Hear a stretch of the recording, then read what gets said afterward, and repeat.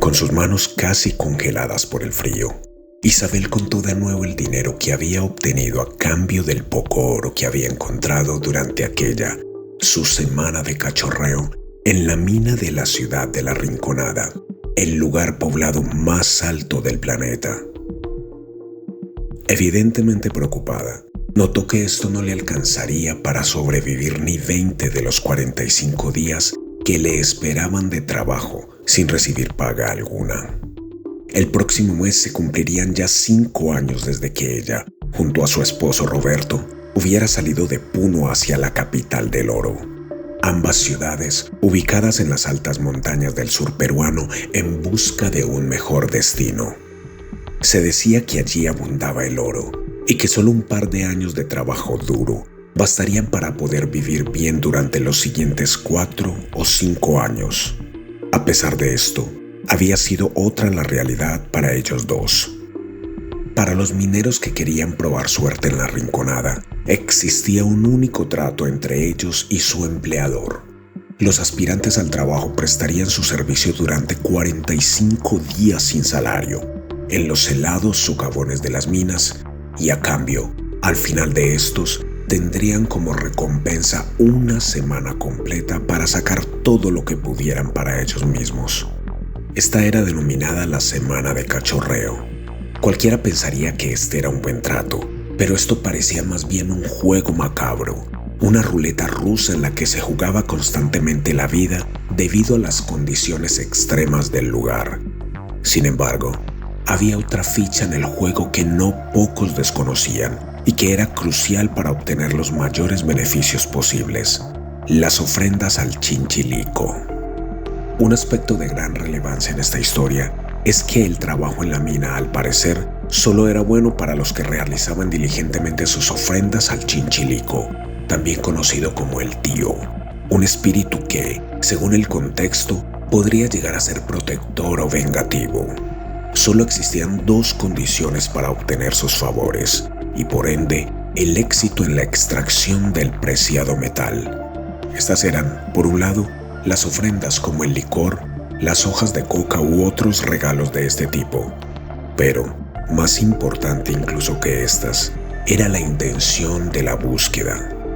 Era un secreto a voces, no solo en Perú, sino en otros países de la región, que si la intención al entrar en una mina era buena, como por ejemplo hacer las compras para la casa, pagar la renta o salir a pasear con la familia, el resultado sería paupérrimo.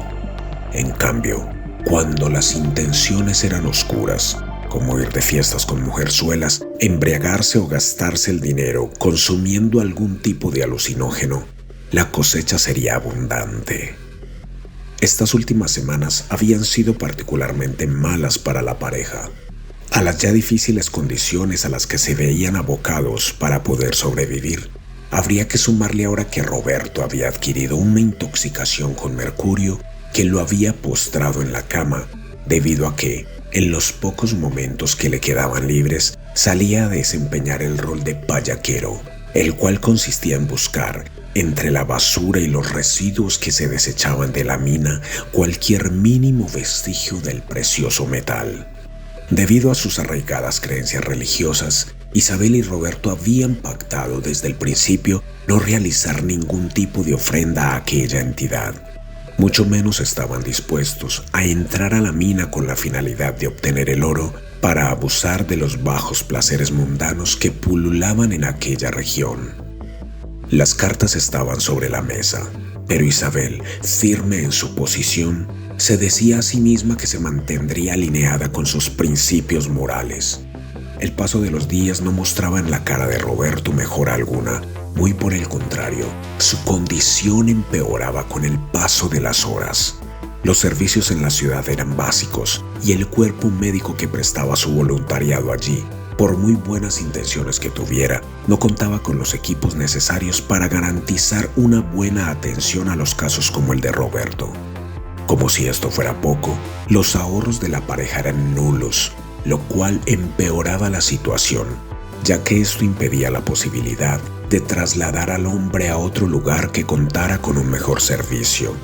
Isabel se estaba volviendo loca. Siempre había jurado que haría lo que fuera por su esposo, ya que el amor entre ambos era notable. Tarde o temprano habría que tomar medidas extremas. El detonante llegó al fin una tarde de agosto, justo el primer día de una de sus semanas de cachorreo. Luego de varias horas metidas cavando en uno de los túneles de la mina, Isabel dio al fin con lo que parecía ser una veta importante. Excavó emocionada, dejando en ello las pocas fuerzas que le quedaban aquel día. Pero su decepción fue infinita al notar que el metal que había encontrado estaba malogrado e impuro. Rendida y con sus esperanzas destrozadas, la mujer habría de tomar entonces la decisión más importante de su vida. Con el rostro impávido y la serenidad de quien ha perdido todo temor a Dios, Isabel se dirigió hacia el barrio del mercado, el lugar más comercial de la Rinconada.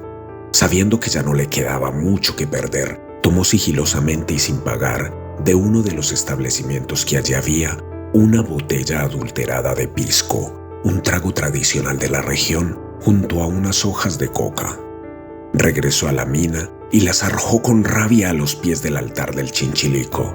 Mirando fijamente a aquella misteriosa figura y con sus ojos empapados en lágrimas, Isabel profirió todo tipo de maldiciones para, al final, pedirle casi a modo de súplica que la ayudara a encontrar una buena veta de oro. Para concluir, se acercó tímidamente hacia uno de los costados de la cabeza del tío y le susurró, numerándolas una a una, todas las porquerías que, según ella, estaba dispuesta a hacer con el oro que obtuviera durante el resto de aquella semana.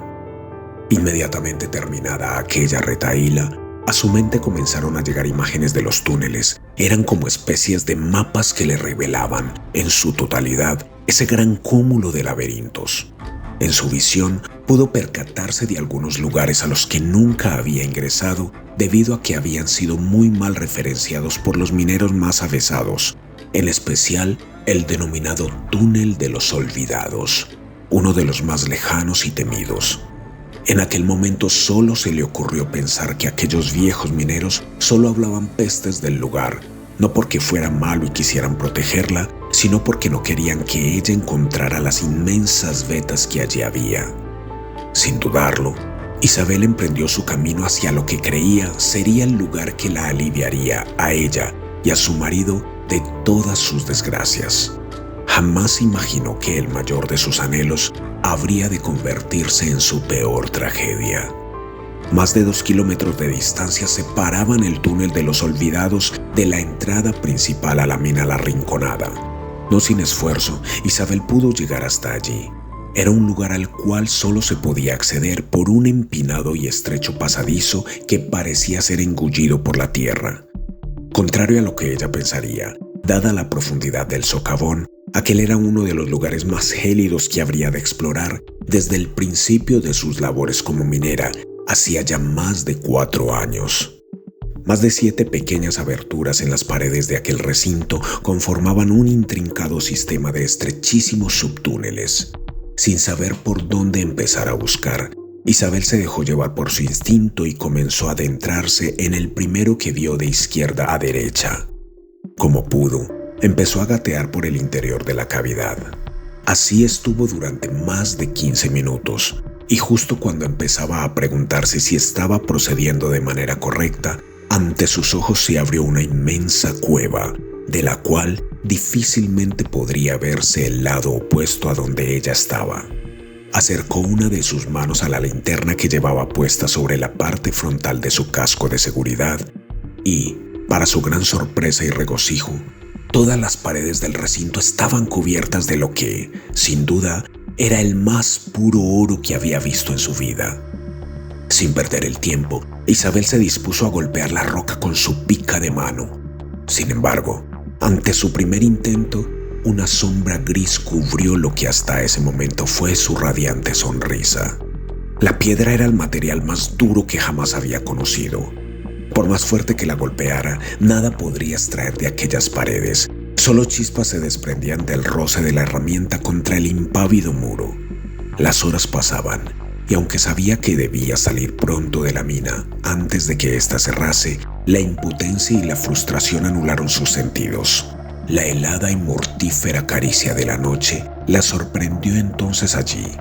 Extenuada y con el alma destrozada, Isabel se sentó en el suelo y con su mirada hacia el vacío se preguntaba si el chinchilico habría notado que todo lo que ella le había prometido que haría con su fortuna no habían sido más que mentiras.